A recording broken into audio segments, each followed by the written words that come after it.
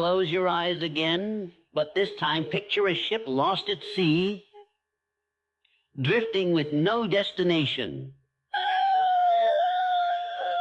The crew works hard, the sails are full, but without a compass, nation, without a true north, that ship will never reach its port. Now, imagine another vessel. This one cuts through the waves with precision, every sailor focused, every decision intentional. Why? Because the captain knows exactly where they're going. That, my friends, is the power of definiteness of purpose. Napoleon Hill didn't just study success, he dissected it. And what he found was that every single person who achieved greatness had one thing in common. They knew what they wanted, down to their bones. Not a vague wish, not a half-hearted dream, but a white-hot obsession.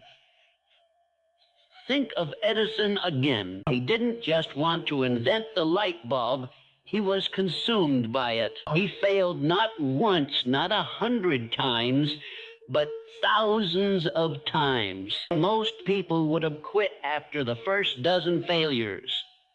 But Edison, he said, I have not failed. I've just found 10,000 ways that won't work. That's the mindset of a man with a definite purpose. Now, let me ask you, what's your obsession? What's the one thing that, if you achieved it, would make every sacrifice worth it? Because here's the truth. Most people never decide. They float through life, letting circumstance steer them. But winners, they choose their target. They write it down. They see it, feel it, taste it every single day. Here's how you do it, Team Lear. Get crystal clear. Not, I want to be successful. What does success look like? A number, a title, a legacy? Define it. Define it. Write it in ink. Hill didn't say think about your purpose. He said write it down. Words on paper become commands to your subconscious. Burn the boat. When Cortez landed in the New World, he ordered his men to burn the ships. No retreat, no second guessing. That's the level of commitment winners have. Purpose isn't just a goal. It's your why. Your reason to jump out of bed when others hit snooze. Your fuel when the world says quit. So I'll leave you with this. The ship without a compass drifts. The ship with one, it conquers oceans. Which one are you sailing? Let me tell you a story about gold. When prospectors rushed to California during the gold rush, most arrived with nothing but a pickaxe and a dream. They worked alone, swinging at rocks for hours under the scorching sun. And some of them, through sheer luck, found a few flakes of gold. But then there were the smart ones, the ones who realized that digging together meant going deeper, faster. They formed teams, shared tools, pooled knowledge, and uncovered entire veins of gold that solitary miners could never reach. Only that, my friends, is the power of a mastermind alliance. Napoleon Hill didn't just suggest surrounding yourself with the right people. He proved it was the difference between mediocrity and mastery. He watched titans like Carnegie, Ford, and Rockefeller build empires not in isolation, but by strategically aligning themselves with thinkers, doers, and visionaries who amplified their strength. Oh, the science of association. Your brain is a sponge.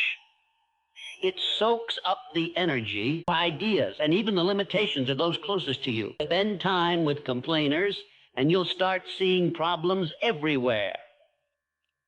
Surround yourself with innovators, and suddenly solutions appear. Winners understand this law. You cannot outthink your environment. How to build your inner circle. Audit your circle.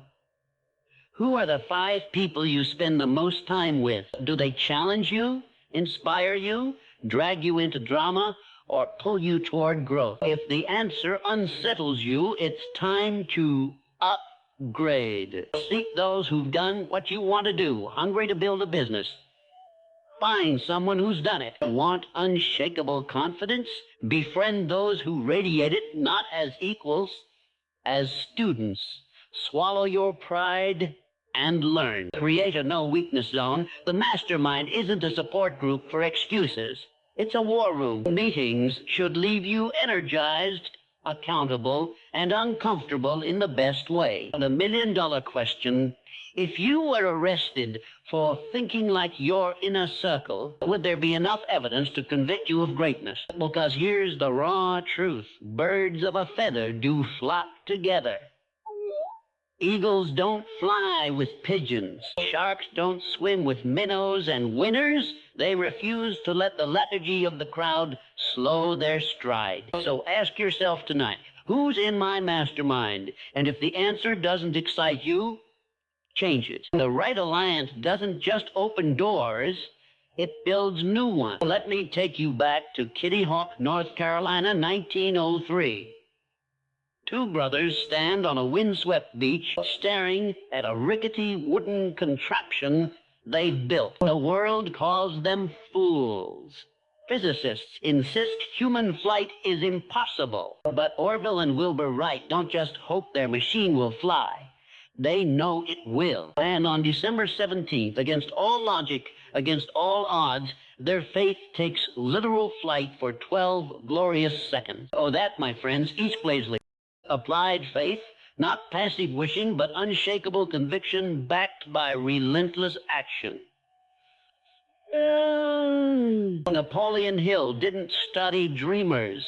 He studied doers who treated their visions as future facts. When Henry Ford said, if you think you can or you think you can't, you're right, he wasn't offering a motivational quote. He was revealing the secret weapon of every underdog who ever changed history the ability to believe something into existence. The anatomy of unbreakable faith. The anatomy of unbreakable faith. The Wright brothers' principle. Before their first flight, the Wrights conducted over 1,000 glider tests. Their faith wasn't blind. It was earned through preparation. Your turn. Are you building your glider? While others laugh, the as-if mindset, winners don't wait for proof to believe. They act as if their success is inevitable. Michael Phelps visualized his Olympic races so vividly, his body remembered victories before they happened. Your move: start dressing, speaking, and working like the person who's already achieved your goal. The obstacle parado: when Edison's lab burned down, in 1914, he watched $23 million in research vanish, then told reporters, thank God all our mistakes are burned up. Deeply applied faith sees setbacks as setups. Next time disaster strikes, ask, how is this preparing me for something greater? Howling the million-dollar question. When your knees shake and the world shouts, I'm possible, what will your soul whisper this? It's 1955. A 22-year-old truck driver walks into a small diner in Wilmington, Delaware. He's tired of hauling other people's goods. He wants to build his own empire. As he flips through the menu, his eyes land on a milkshake machine. Not just any machine, a multi-mixer that can blend. Because here's the raw truth. History belongs to those who dare to believe the unreasonable. The Wright brothers, Edison, Ford, Mandela, Musk, they all shared one trait. They believed longer and harder than the skeptics. Your faith isn't some fragile thing, it's a muscle. The more you use it, the stronger it grows. So today I challenge you, act first, believe deeper, and let the world catch up to your certainty. Ali, the Wright brothers' first flight lasted 12 seconds. Your breakthrough might be 12 days, 12 months, or 12 tries away. But the physics of faith remain unchanged. What you can conceive and truly believe, you will achieve. Now, what impossible thing will you make inevitable today? The year is 1936.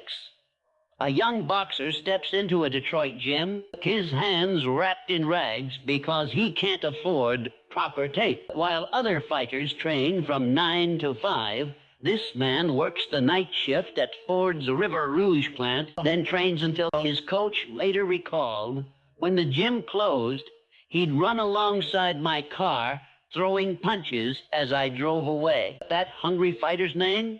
Joe Louis. Within 2 years, he'd become heavyweight champion of the world. This is what going the extra mile looks like. That brutal, beautiful grind where champions are forged while everyone else is asleep. Now, the harsh mathematics of success, the average person works until the job is done. Now, the exceptional person works until the job is mastered. The legendary person works until their shadow could do it. Blindfolded. 3 uncomfortable truths about extra mile performance yield the 1% rule. When Jerry Rice, arguably the greatest NFL receiver of all time, finished team practice, he'd run 10 extra post-practice routes every single day. That's 3,650 extra routes per decade. That's why defensive backs still have nightmares about him. Well, your challenge. What's your version of 10 extra routes? The compound interest of small daily extras pays out in career-changing dividends. The dark hour principle, most breakthroughs happen in what I call the dark hour, the time when isolde your friends are watching Netflix, your body begs you to quit, your mind whispers, this is enough, winner's answer with one more draft, one more cold call. Holy, the visibility paradox. Going the extra mile often feels like shouting into a void. But here's the secret: the universe keeps score. That extra effort you think no one notices, being recorded in what Hill called the cosmic ledger. And one day, often when you least expect it, the universe pays out with compound interest. The $1 million question sequeliant. When your competitors are exhausted, when the crowd starts leaving, when reasonable people say good enough, what will you do next? Because here's the raw truth. The extra mile isn't a place, it's a mindset. It's where the manuscript gets one more edit. Oh, the sales call gets one more follow-up. Oh, hey, the prototype gets one more tweak. And that's why the extra mile is always empty. Most people would rather explain why they didn't than endure what it takes to say they did. So tonight, when you're tired, ask yourself, what would the future version of me, the one who's already achieved this goal, do right now? Then go do that. Because legends aren't born, they're built one extra mile at a time. Excellent.